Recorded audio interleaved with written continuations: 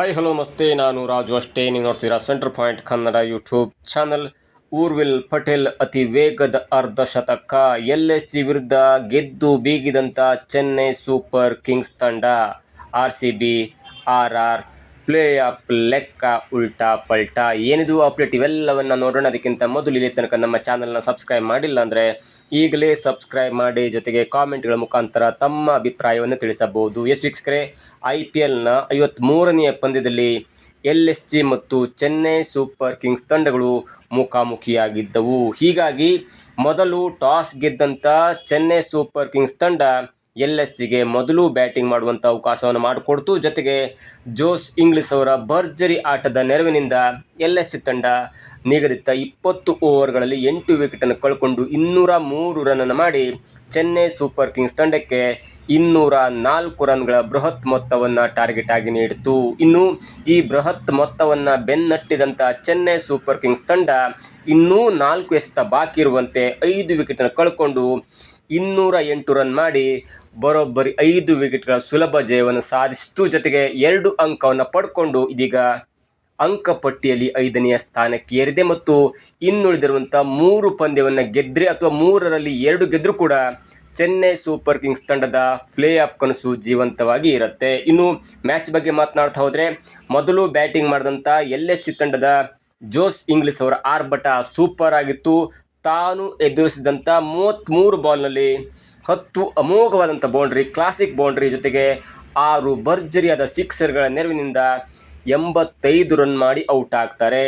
ಅವರ ಜೊತೆ Michel Mars ಅವರು 10 ರನ್ ಮಾಡ್ತಾರೆ, ಪೂರನ್ ಅವರು 1 ರನ್ ಮಾಡ್ತಾರೆ, ಪಂತ್ ಅವರು 15 ರನ್ ಮಾಡ್ತಾರೆ. ಕೊನೆಯಲ್ಲಿ ಶಹಬಾಜ್ ಅಹ್ಮದ್ ಅವರ ಒಂದು ಕ್ಲಾಸಿಕ್ ಆಟದಿಂದ 25 ಎಸೆತದಲ್ಲಿ 3 ಬೌಂಡ್ರಿ ಮತ್ತು 3 ಭರ್ಜರಿಯಾದ ಸಿಕ್ಸರ್ಗಳ ನೆರವಿನಿಂದ 43 ರನ್ ಮಾಡಿ ತಂಡದ ಮೊತ್ತವನ್ನು 200ರ ಗಡಿ ದಾಟುವಂತೆ ಮಾಡ್ತಾರೆ ಶಹಬಾಜ್ ಅಹ್ಮದ್ ಅವರು. ಹೀಗಾಗಿ LSG ತಂಡ 8 ವಿಕೆಟನ್ನು ಕಳ್ಕೊಂಡು 203 ರನ್ ಮಾಡಿ ಚೆನ್ನೈ ಸೂಪರ್ ಕಿಂಗ್ಸ್ ತಂಡಕ್ಕೆ 204 ರನ್ಗಳ ಬೃಹತ್ ಟಾರ್ಗೆಟನ್ನು ನೀಡುತ್ತೆ. ಒಂದು ಕಡೆ ಜೋಸ್ ಇಂಗ್ಲಿಸ್ ಅವರು ಆಡ್ತಾ ಇರುವಾಗ ಕೇವಲ 6.1 ಓವರ್ನಲ್ಲಿ 92 ರನ್ ಮಾಡಿ ಕೇವಲ ಒಂದು ವಿಕೆಟನ್ನು ಮಾತ್ರ ಕಳ್ಕೊಂಡಿತ್ತು. ಆದರೆ ಯಾವಾಗ ಜೋಸ್ ಇಂಗ್ಲಿಸ್ ಅವರು ಔಟ್ ಆದ ನಂತರ LSG ತಂಡದ ಪ್ರತಿಯೊಬ್ಬ ಆಟಗಾರರು ಕೂಡ ಔಟಾಗಿ ಕೊನೆಯಲ್ಲಿ ಅಹ್ಮದ್ ಅವರ ಒಂದು ಸಂಯೋಜಿತ ಆಟದ ನೆರವಿನಿಂದ 203 ರನ್ ಮಾಡಿ ಚೆನ್ನೈ ಸೂಪರ್ ಕಿಂಗ್ಸ್ ತಂಡಕ್ಕೆ 204 ರನ್ಗಳ ಒಂದು ಬೃಹತ್ ಮೊತ್ತವನ್ನು ಟಾರ್ಗೆಟ್ ಆಗಿ ನೀಡುತ್ತೆ. ಇನ್ನು ಚೆನ್ನೈ ಸೂಪರ್ ಕಿಂಗ್ಸ್ನ ಬೌಲಿಂಗ್ ಹೇಗಿತ್ತು ಎನ್ನುವುದನ್ನು ನೋಡ್ತಾ ಇದ್ರೆ, ಅಫ್ಕೋರ್ಸ್ ಚೆನ್ನಾಗಿತ್ತು. ಅನ್ಸೋಲ್ ಕಂಬೋಜ್ ಅವರು 4 ಓವರ್ನ ಬೌಲಿಂಗ್ ಮಾಡಿ 47 ರನ್ನನ್ನು ನೀಡಿ 2 ವಿಕೆಟನ್ನು ಪಡ್ಕೊಳ್ತಾರೆ. ನೂರ್ ಅಹ್ಮದ್ ಅವರು ಟೈಟಿ ಬೌಲಿಂಗ್ ಹಾಕಿ 4 ಓವರನ್ನು ಬೌಲಿಂಗ್ ಮಾಡಿ 24 ರನ್ನನ್ನು ನೀಡಿ 1 ವಿಕೆಟನ್ನು ಪಡ್ಕೊಳ್ತಾರೆ. ಜೊತೆಗೆ ಜೆಮ್ಮಿ ಓವರ್ಟನ್ ಅವರು 4 ಓವರ್ ಬೌಲಿಂಗ್ ಮಾಡಿ 36 ರನ್ ನೀಡಿ ಬರೋಬ್ಬರಿ 3 ವಿಕೆಟನ್ನು ಪಡ್ಕೊಳ್ತಾರೆ.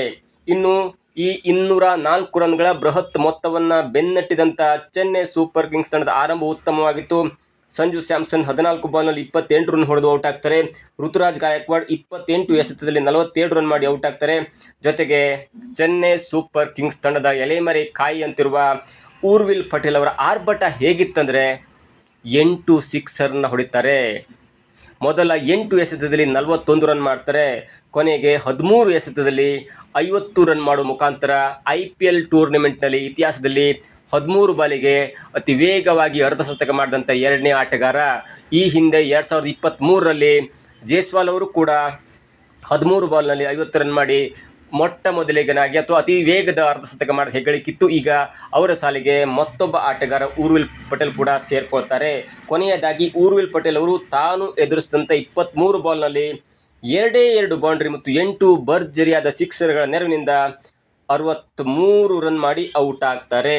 ಜೊತೆಗೆ Karthik Sharma 20 run, David Brevis 10 run, Shivam Dube out ಆಗದೆ 15 ರನ್, ಜೊತೆಗೆ ಕೊನೆಯಲ್ಲಿ ಪ್ರಶಾಂತ್ ವೀರ್ ಔಟ್ ಆಗದೆ 18 ರನ್ ಮಾಡುವ ಮುಖಾಂತರ ಇನ್ನೂ 4 ಎಸೆತ ಬಾಕಿ ಇರುವಂತೆ ಅಂದರೆ 19.2 ಓವರ್ಗಳಲ್ಲಿ ಕೇವಲ 5 ವಿಕೆಟನ್ನು ಕಳ್ಕೊಂಡು 208 ರನ್ ಮಾಡಿ LSG ವಿರುದ್ಧ ಬರೋಬ್ಬರಿ 5 ವಿಕೆಟ್ಗಳ ಗೆಲುವನ್ನು ಸಾಧಿಸುತ್ತೆ.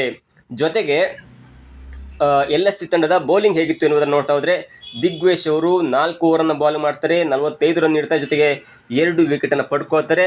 ಜೊತೆಗೆ 2 ಪ್ರಮುಖವಾದಂಥ ಕ್ಯಾಚನ್ನು ಕೂಡ ಬಿಡ್ತಾರೆ. ಇನ್ನು ಶಹಬಾಜ್ ಅಹ್ಮದ್ ಅವರು 3 ಓವರನ್ನು ಬೌಲಿಂಗ್ ಮಾಡಿ 30 ರನ್ ಕೊಟ್ಟು 2 ವಿಕೆಟನ್ನು ಪಡ್ಕೋತಾರೆ. ಆವೇಶ್ ಖಾನ್ ಅವರು 1 ವಿಕೆಟನ್ನು ಪಡ್ಕೋತಾರೆ. ಇದು ಇವತ್ತಿನ ಮ್ಯಾಚಿನ ಹೈಲೈಟ್. ಆದರೆ ಇವತ್ತು ಮ್ಯಾಚ್ ಗೆದ್ದು ಚೆನ್ನೈ ಸೂಪರ್ ಕಿಂಗ್ಸ್ ತಂಡ 2 ಪಾಯಿಂಟನ್ನು ಪಡ್ಕೊಳ್ಳೋದ್ರ ಜೊತೆಗೆ ಇದೀಗ IPLನ ಅಂಕಪಟ್ಟಿಯಲ್ಲಿ ಕೊನೆಯ ಸ್ಥಾನದಿಂದ 5ನೇ ಸ್ಥಾನಕ್ಕೇರಿದೆ. IPLನಲ್ಲಿ ಶುಭಾರಂಭ ಚೆನ್ನಾಗಿರಲಿಲ್ಲ. ಪ್ರಥಮ 3 ಮ್ಯಾಚನ್ನು ಸೋತ ನಂತರ ಕೊನೆಯಲ್ಲಿತ್ತು. ಅದಾದ ನಂತರ ಬ್ಯಾಕ್ ಟು ಬ್ಯಾಕ್ ವಿನ್ ಆಗಿ ಈಗ IPL ಟೂರ್ನಮೆಂಟ್ನ ಅಂಕಪಟ್ಟಿಯಲ್ಲಿ 5ನೇ ಸ್ಥಾನಕ್ಕೇರಿದೆ. ಇನ್ನು RCB ಮತ್ತು RR ಲೆಕ್ಕಾಚಾರ ಉಲ್ಟಾ ಆಯ್ತಾ ಅನ್ನೋದನ್ನು ನೋಡ್ತಾ ಹೋದರೆ ನಾನು ಪಾಯಿಂಟ್ಸ್ ಟೇಬಲ್ ಹೇಳ್ತೇನೆ. SRH ತಂಡ 11 ಪಂದ್ಯದಲ್ಲಿ 14 ಅಂಕಗಳೊಂದಿಗೆ ಮೊದಲ ಸ್ಥಾನದಲ್ಲಿದೆ. GT ತಂಡ 11 ಪಂದ್ಯದಲ್ಲಿ 14 ಅಂಕಗಳೊಂದಿಗೆ 2ನೇ ಸ್ಥಾನದಲ್ಲಿದೆ. ಪಂಜಾಬ್ ತಂಡ 10 ಪಂದ್ಯದಲ್ಲಿ 13 ಅಂಕಗಳೊಂದಿಗೆ 3ನೇ ಸ್ಥಾನದಲ್ಲಿದೆ. ನಮ್ಮ RCB 10 ಪಂದ್ಯದಲ್ಲಿ 12 ಅಂಕಗಳೊಂದಿಗೆ 4ನೇ ಸ್ಥಾನದಲ್ಲಿದೆ. CSK 11 ಪಂದ್ಯ 12 ಪಾಯಿಂಟ್, RR 11 ಪಂದ್ಯ 12 ಪಾಯಿಂಟ್ನೊಂದಿಗೆ ನಂತರದ ಸ್ಥಾನದಲ್ಲಿ ಇದೆ. ನಾವು RCB ಲೆಕ್ಕಾಚಾರವನ್ನು ನೋಡ್ತಾ ಹೋದರೆ RCB ಇವತ್ತು ಮುಂಬೈ ಇಂಡಿಯನ್ಸ್ ತಂಡದ ವಿರುದ್ಧ ಆಡ್ತಿದೆ. ಒಂದು ವೇಳೆ ಗೆದ್ದುಬಿಟ್ರೆ RCBಗೆ ಈ ಪ್ಲೇ ಆಫ್ ಕನಸು ಸುಲಭವಾಗುತ್ತೆ ಮತ್ತು ಮುಂದಿನ 2 ಪಂದ್ಯದಲ್ಲಿ ಗೆದ್ದು ಸಾಕಾಗುತ್ತೆ. ಒಂದು ವೇಳೆ ಇವತ್ತೇನಾದರೂ ಸೋತ್ರೆ RCB ಮುಂಬೈ ಇಂಡಿಯನ್ಸ್ ತಂಡದ ವಿರುದ್ಧ ಏನಾದರೂ ಸೋತ್ರೆ ಆಗ RCBಯ ಪ್ಲೇ ಆಫ್ ಕನಸು ಸ್ವಲ್ಪ ಮಟ್ಟಿಗೆ ಹಿನ್ನಡೆಯಾಗಬಹುದು. ಯಾಕಂದರೆ RCB ಇವತ್ತು ಮುಂಬೈ ತಂಡದ ವಿರುದ್ಧ ಆಡ್ತಿದೆ. ಮುಂದಿನ ಪಂದ್ಯದಲ್ಲಿ KKR ವಿರುದ್ಧ ಆಡಬೇಕಿದೆ. KKR ಕೂಡ ಈಗ ಸ್ಟ್ರಾಂಗ್ ಆಗಿ ಕಮ್ಬ್ಯಾಕ್ ಜೊತೆಗೆ ಮುಂದಿನ ಅದು 13ನೇ ಪಂದ್ಯದಲ್ಲಿ 12ನೇ ಪಂದ್ಯದಲ್ಲಿ ಇವತ್ತು 11ನೇ ಪಂದ್ಯ ಆಡ್ತಿದೆ ಮುಂಬೈ ವಿರುದ್ಧ. 12ನೇ ಪಂದ್ಯದಲ್ಲಿ KKR ವಿರುದ್ಧ ಆಡಬೇಕು. KKR ಕೂಡ ಇದೀಗ ತುಂಬ ಸ್ಟ್ರಾಂಗ್ ಆಗಿ ಆಡ್ತಿದೆ. 13ನೇ ಪಂದ್ಯದಲ್ಲಿ ಪಂಜಾಬ್ ಕಿಂಗ್ಸ್ ತಂಡದ ವಿರುದ್ಧ ಆಡಬೇಕು. ಪಂಜಾಬ್ ಈಗಾಗಲೇ 3 ಪಂದ್ಯವನ್ನು ಸೋತ್ಕೊಂಡು ಹೀನಾಯ ಸ್ಥಿತಿಯಲ್ಲಿದೆ, ರೊಚ್ಚಿಗೆದ್ದಿದೆ, ಅದು ಕೂಡ ಗೆಲ್ಲಬಹುದು. ಜೊತೆಗೆ 14ನೇ ಪಂದ್ಯದಲ್ಲಿ SRH ತಂಡ ಇದೆ. SRH ಈಗಾಗಲೇ ಬೌಲಿಂಗ್ ಮತ್ತು ಬ್ಯಾಟಿಂಗ್ನಲ್ಲಿ ತುಂಬ ಅದ್ಭುತವಾಗಿ ಆಟವನ್ನು ಆಡ್ತಿದೆ. ಹೀಗಾಗಿ ಮುಂಬರುವ 3 ಟೀಮ್ ವಿರುದ್ಧ ತುಂಬ ಪೈಪೋಟಿ ಕೊಟ್ಟು ಗೆಲ್ಲಬೇಕಾದಂಥ ಪರಿಸ್ಥಿತಿ ಕೂಡ ಇದೆ. ಹೀಗಾಗಿ RCB ಇವತ್ತು ಗೆಲ್ಲಲೇಬೇಕಾದಂಥ ಅನಿವಾರ್ಯತೆಯಲ್ಲಿದೆ. ಇನ್ನು RR ತಂಡದ ಒಂದು ಲೆಕ್ಕಾಚಾರವನ್ನು ನೋಡ್ತಾ ಹೋದರೆ RR ಈಗಾಗಲೇ 11 ಪಂದ್ಯವನ್ನು ಆಡಿದೆ, 12 ಪಾಯಿಂಟ್ಗಳೊಂದಿಗೆ 6ನೇ ಸ್ಥಾನದಲ್ಲಿದೆ. ಮುಂದಿನ ಪಂದ್ಯವನ್ನು ನೋಡ್ತಾ ಹೋದರೆ ಅವರು 13ನೇ ಪಂದ್ಯದಲ್ಲಿ DC ವಿರುದ್ಧ ಆಡಬೇಕು. DC ಗೆದ್ದರೂ ಅಷ್ಟೇ ಸೋತರೂ ಅಷ್ಟೇ, ಅಷ್ಟು ಪೈಪೋಟಿ ಕೊಡುತ್ತಾ ಬಿಡುತ್ತಾ ಲೆಕ್ಕಾಚಾರ ಬೇರೆ. 13ನೇ ಪಂದ್ಯದಲ್ಲಿ LSG ವಿರುದ್ಧ ಆಡಬೇಕು. 14ನೇ ಪಂದ್ಯದಲ್ಲಿ ಮುಂಬೈ ಇಂಡಿಯನ್ಸ್ ತಂಡದ ವಿರುದ್ಧ ಆಡಬೇಕು.